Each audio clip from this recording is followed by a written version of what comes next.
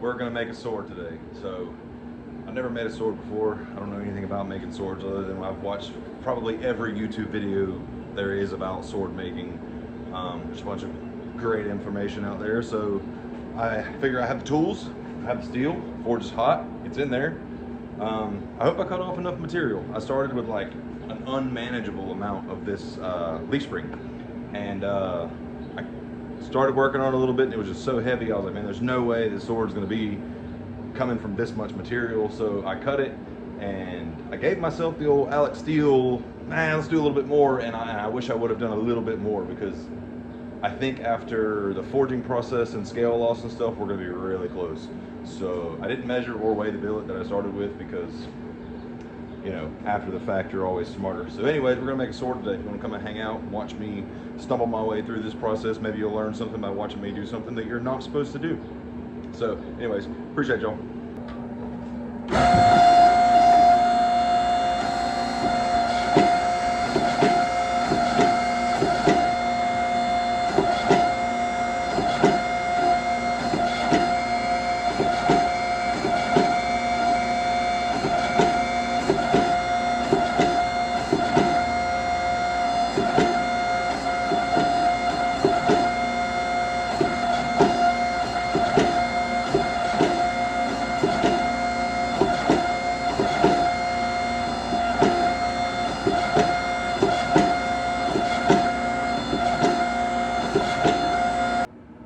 Okay, so do you guys see that? Looks super pretty, and it's cracked. Anyways, I did a bunch of research. I got this book, The Records of the Medieval Sword. I've seen it referenced before, and I think what I'm going to try is a mix between the Type X, which would be 10, and then the Type 11. So the Type X's or Type 10s were, the majority of them were like your Viking sword shape. The Type 11 is just a little bit different. It still has a fuller and a crossguard and stuff, but the fittings that were normally on the Type 11s they're a little bit simpler for me, so I think that's what I'm going to try first. But we're going to go for like a 29 to 30 inch blade. I got a disc pommel kind of in my mind, and just a simple crossguard, maybe some details and stuff. So that's what we're going for.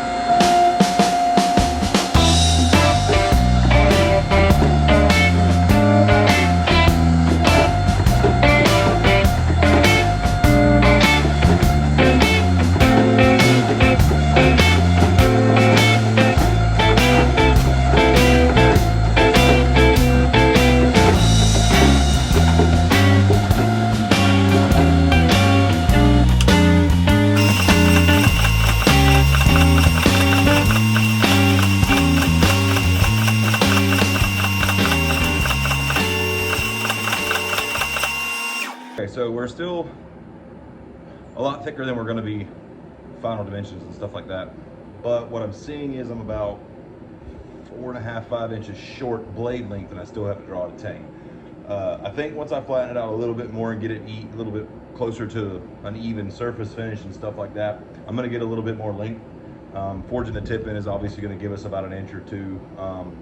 So we're going to be really close. I should have gave myself about another 1.5 inches, 2 inches of that leaf spring. So, oh well.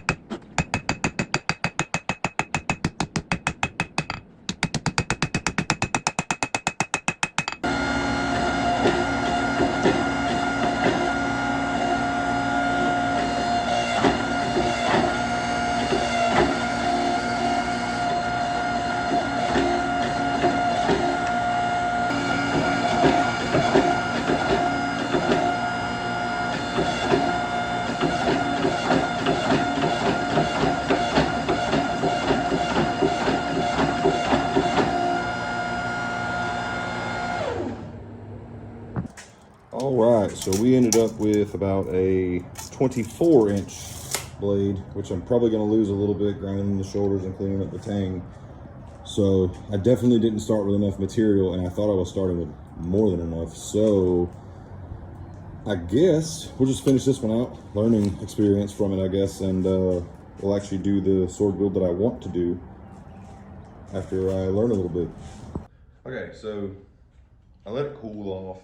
I did a bunch of hammering on it and stuff and try to get the marks out of it from the drawing dies. It's relatively straight, but it's kind of got some wobbles in it here and there, which are no big deal. I got it about as thin as I feel comfortable getting it. It's leaf spring, I believe it's what, 5160. So my plan moving forward, the length of it, I'm pretty happy with. It's shorter than I wanted it to be, but it feels like a sword. But from where the leaf spring was cut from its original size, I cut some more off of it, but there's a little bit of a, I guess it's from where it was cut, has been smushed out. So what I'm thinking about doing is cutting in and adding a piece of steel here for the pommel thread and all that stuff. It's not what I wanted to do, but it will allow me to get a little bit more tang length for my fittings and grip and stuff. So, and like I said, this sword is most likely going to be put on the wall because it's my first sword I've ever done. I've already learned a lot of things that I want to do for the next sword build, the actual sword build that I'm wanting to do. So one will be start with enough material, obviously, and two, the preform I did on this one, I got it a little bit too narrow, so I wasn't able to kind of pull it out the width I wanted because I was trying to get more length mainly. But anyways, I'll probably finish this up and do some videos and stuff here and there on the completion of it, but I've learned a lot so far, so we'll get grinding on it a little bit in the next video, and then we will finish it. So that's that. Appreciate y'all.